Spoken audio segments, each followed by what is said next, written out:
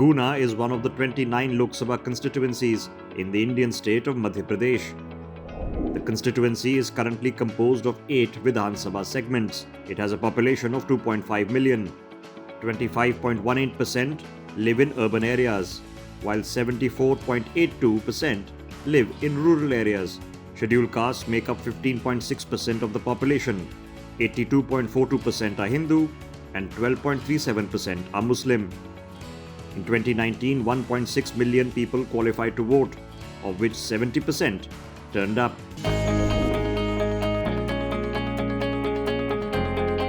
The city of Guna lies on the northeastern banks of the Parbati River, on the Malwa Plateau in Madhya Pradesh.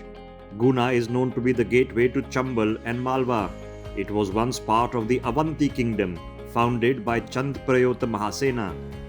When Avanti came under Magadhan rule, Guna too became a part of the Magadha Empire.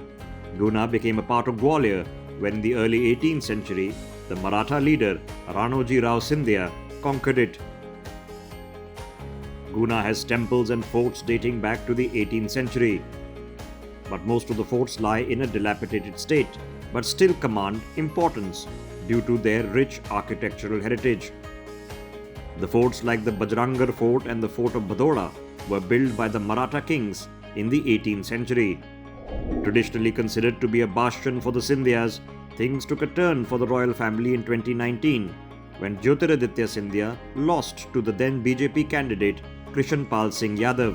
He had contested the polls as a Congress candidate and received 4,86,000 votes, losing the contest by a margin of 1.25 lakh votes. But this time around, Scindia is contesting on a BJP ticket against the Congress's candidate Rao Yadavendra Singh Yadav. Scindia was born on the 1st of January 1971 in Mumbai to Madhav Rao Scindia and Madhavi Raje Scindia.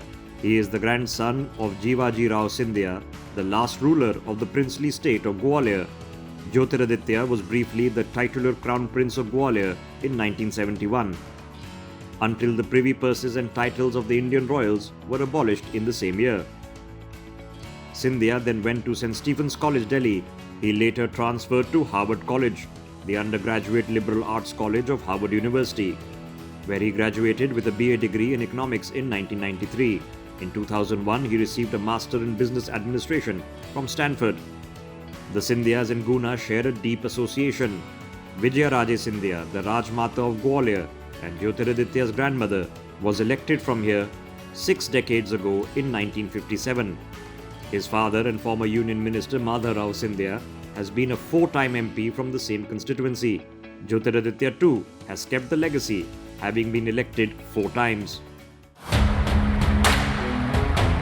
Workers, supporters and leaders are waiting for Scindia. He's all set to begin his campaign trail in his constituency, and taking part is Rajya Sabha MP Sumer Singh Solanki. We catch up with him first.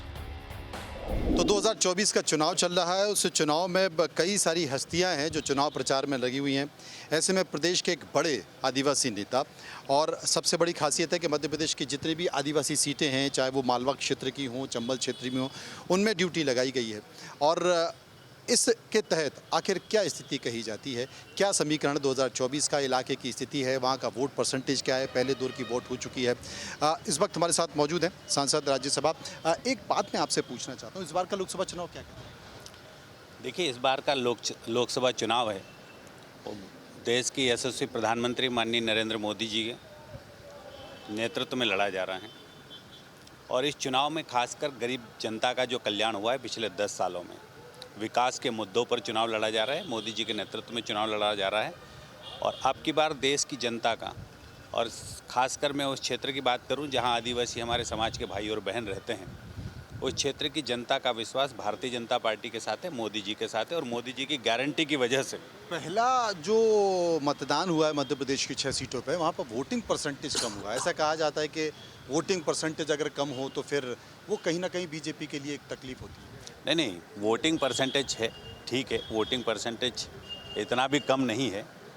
जो पिछली बार की तुलना में आज 1-2% का अंतर है, कहीं जगह बड़ा भी है। और आने वाले दूसरे चरणों में भी वोटिंग परसेंटेज बढ़ेगा और आदिवासी सीटों पर हम सब भारतीय जनता पार्टी के सांसद जीतेंगे। Jyotiraditya Scindia has arrived in his constituency. The first sights show women voters and supporters surrounding his car, and they begin with flower offerings. So how's his campaign going? We speak with him. 2024 का चुनाव चल रहा है और 2024 के चुनाव में एक बार फिर से गुना लोकसभा पर सबकी नज़र बनी हुई है। ज्योतिरादित्य सिंधिया जो कि पहले भी कई साल से यहाँ पर उपस्थिति दे चुके हैं, विकास के नाम पर चुनाव लड़ रहे हैं। मोदी के चेहरे पर चुनाव हो रहा है, मोदी की गारंटी पर चुनाव हो रहा है। इस वक्त सिंधिया जी हमारे साथ मौजूद हैं, हम उनसे पूछेंगे इस बार का चुनाव क्या कुछ कहता है। सिंधिया जी, 2024 का चुनाव क्या कहता है? 2024 के चुनाव में प्रधानमंत्री जी के नेतृत्व में केवल चुनाव नहीं, भारत विश्व पटल पर अग्रसर हो रहा है।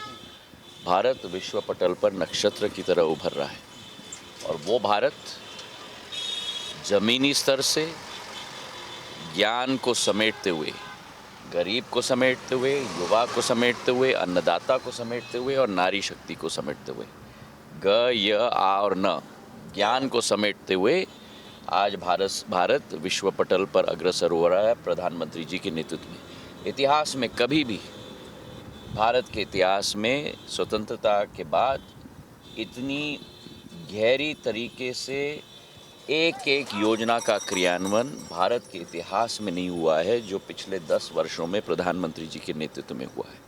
कुछ उदाहरण मैं आपको, मनोज जी, आपको दे दूँ। आयुष्मान कार्ड जो आज 30 करोड़ लोगों के हाथों में पहुंच गया है, जहां 5 लाख स्वास्थ्य का लाभ निःशुल्क देश के किसी भी अस्पताल में जो रजिस्टर्ड हों उनमें उपलब्ध हर एक व्यक्ति को।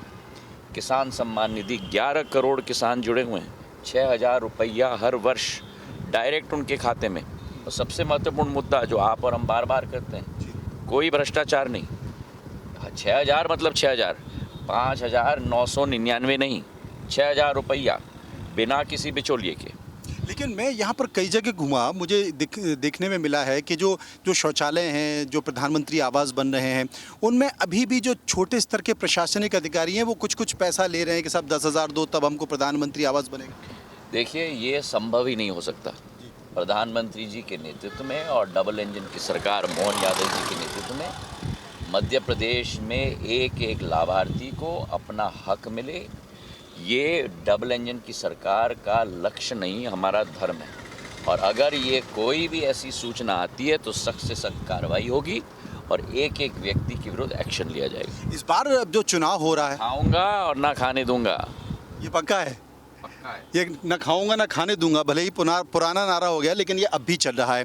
एक बड़ी चीज़ है क्योंकि आप विकास के मुद्दे पर चुनाव लड़ रहे हैं, लेकिन विपक्ष के पास ऐसा कोई मुद्दा तो नहीं है, लेकिन विपक्ष कैसा एक नया नैरेटिव सेट करने की कोशिश की जा रही है गुना में कि साहब ज्योतिरादित्य सिंधिया जी तो बाहर ही कैंडिडेट हैं और लोकल के लोगों को प्रतिनिधित्व मिलना चाहिए। ये क्या मुद्दा? तो जो कांग्रेस है जी, यही मुद्दा 17 साल क्यों नहीं उठाया? मैंने ये सवाल पूछा कि अभी जब बीजेपी में चले गए तो मुद्दा उठा रहे, जब कांग्रेस में थे। मेरे पूज्य पिताजी 15 साल इस क्षेत्र का नेतृत्व करते थे, तब उनका टिकट क्यों नहीं काटा? हाँ। और जब मेरी आजी अम्मा पहली बार कांग्रेस से चुनाव लड़ी थी 1952 में गुना से, तब उनका टिकट क्यों नहीं काटा? अगर सिंधिया परिवार गुना का नहीं है तो मैं पूछना चाहता हूँ कौन गुना का है? ये बड़ा सवाल है कि कौन गुनाह का है। एक सवाल मैं पूछना चाहता हूँ आपसे, क्योंकि जो कांग्रेस के कैंडिडेट हैं उनके भाई आपके समर्थन में प्रचार कर रहे हैं, वो कांग्रेस से खड़े हुए हैं। खजुराहो में ऐसा हुआ कि फॉर्म जो था उसमें कुछ गलतियां हो गई हैं और कैंडिडेट ही बाहर हो गया इंडिया गठबंधन का। अभी भी वक्त है, क्या गुना में भी ऐसी घटना घट सकती है? देखिए, प्रजातंत्र में हर व्यक्ति को हक है प्रजातंत्र में जनता के समक्ष जाने का। मेरा प्रतिद्वंदी हो, चाहे कांग्रेस का प्रत्याशी हो, कोई और भी प्रत्याशी हो, हर प्रतिद्वंदी का पूरा मान सम्मान करना मेरा धर्म होता है। युद्ध के मैदान में भी धर्म का पालन होता था पुराने ज़माने में, आज भी युद्ध के मैदान में मैं धर्म का पालन करता हूँ। किसी प्रतिद्वंदी का मान सम्मान को कभी भी चोट ना मिल पाए। ये पहली बार है क्या कि ये बार 2024 का लोकसभा चुनाव जो देख रहा हूँ उसमें चूंकि विपक्ष के पास तो मुद्दे नहीं हैं, लेकिन मुद्दों के ऊपर सनातन भारी पड़ता दिख रहा है, मुद्दों के ऊपर श्री राम भारी पड़ते हुए दिखाई दे रहे हैं, ये क्या है? देखिए, भारत प्रधानमंत्री जी के नेतृत्व में आज समूचे रूप में उभर रहा है। और मेरा इसका कहने का तात्पर्य क्या है? मेरा कहने का तात्पर्य है कि भारत एक आर्थिक शक्ति के रूप में उभर रहा है। 11वीं आर्थिक शक्ति थे हम 2014 में, आज 5वीं बड़ी आर्थिक शक्ति बन गए। अगले 2 साल के अंदर हम तीन नंबर पे पहुंच जाएंगे, जर्मनी और जापान को पीछे छोड़ के प्रधानमंत्री जी के नेतृत्व में। पर उसी के साथ भारत एक आध्यात्मिक शक्ति के रूप में भी उभर रहा है। आप बात करिए केदारनाथ से बद्रीनाथ तक, केदारनाथ बद्रीनाथ से काशी विश्वनाथ तक, काशी विश्वनाथ से अयोध्या धाम तक, अयोध्या धाम से उज्जैन महाकाल तक, महाकाल से हमारे गुरुवायूर के मंदिर तक, गुरुवायूर से मदुराई तक, मदुराई से रंगनाथ स्वामी मंदिर तक, रंगनाथ स्वामी से कन्याकुमारी तक, कन्याकुमारी से रामेश्वरम तक। आज भारत एक आध्यात्मिक शक्ति के रूप में उभर रहा है। जब राम मंदिर का लोकार्पण प्रधानमंत्री जी के द्वारा किया गया, रामलला की प्राण प्रतिष्ठा वहाँ की गई, केवल भारत के 140 करोड़ लोग नहीं देख रहे थे, विश्व के लोग देख रहे थे। न्यूयॉर्क के टाइम स्क्वायर से, लंदन से ट्रफेलगर स्क्वायर से, पेरिस के शॉज़-एलिज़े तक। तो भारत एक आध्यात्मिक शक्ति के रूप में उभर रहा है। तो सनातन धर्म जरूर एक मुद्दा बनेगा, और जो सनातन धर्म को नष्ट करना चाहते हैं उनके विरुद्ध हम सबको उठकर अपना, आज के ज़माने में हमारा अस्त्र शस्त्र हमारा मत है, उसका उपयोग करके उनको जवाब देना होगा। सबसे ज़्यादा जो बयानबाजी होती है वो आपके बीच में और दिग्विजय सिंह जी के बीच में होती है। मेरी कोई बयानबाजी दिग्विजय सिंह जी के, राजा साहब के साथ कोई बयानबाजी नहीं होती। मेरे बुजुर्ग हैं, मैं उनका सम्मान करता हूँ। मैं कोई आपके पड़ोस से चुनाव लड़ रहे हैं, को लड़ने दो। मैंने कहा ना, हर एक व्यक्ति स्वतंत्र है। आपको उपस्थिति दर्ज करने जाना चाहिए कि नहीं जाना चाहिए बीजेपी से? जहाँ पार्टी मुझे भेज रही है मैं सब दूर जा रहा हूँ। अभी तो चुनाव कैंपेन तो अभी शुरू हुआ है। अभी शुरू हुआ है। ये एक आपने गुना लोकसभा क्षेत्र में मैंने देखा, क्योंकि ग्वालियर में भी कई सारे विकास की चीज़ें हुई हैं, गुना में भी बहुत सारे विकास की चीज़ें हुई हैं, चाहे ट्रेनों का स्टॉपेज हो, मेडिकल कॉलेज हो, शिक्षा की बात हो। लेकिन कई साल से प्रयास आप करते रहे हैं, एक प्रयास, क्या आपको लगता है कि कुछ चीज़ है जो खटकती है, कुछ चीज़ें जो रह गई हो, इस बार उसे ज़रूर करना, यहाँ के लोगों को ध्यान में रखना? बहुत सारी चीज़ें करना है। विकास और प्रगति का चक्र मनु कभी भी समाप्त नहीं होता। अगर 10 चीज़ें हो जाती हैं तो 10 और चीज़ों की आशा और अभिलाषा मन में निकलती हैं हमारे क्षेत्र के लिए करने के लिए। जैसे आपने कहा, इंजीनियरिंग कॉलेज लग गया, पानी की योजना आ गई। ये सड़कें नहीं थी जब मैं आया था।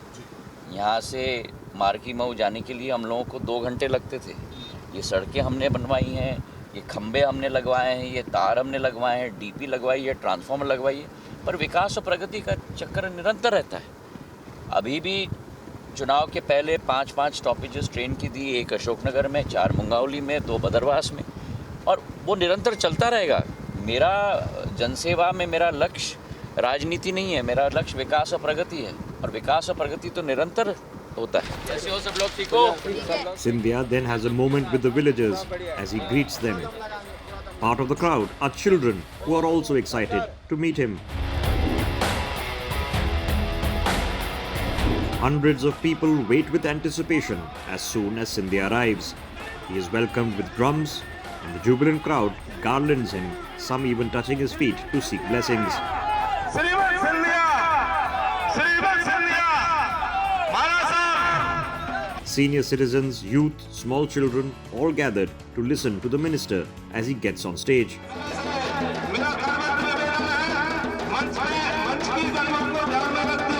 Several women are gathered here as well. One of them gets an onion as a symbolic gift by Scindia himself. He then begins his address. मन में एक आशा और एक जिज्ञासा थी आपके समक्ष उपस्थित होने की।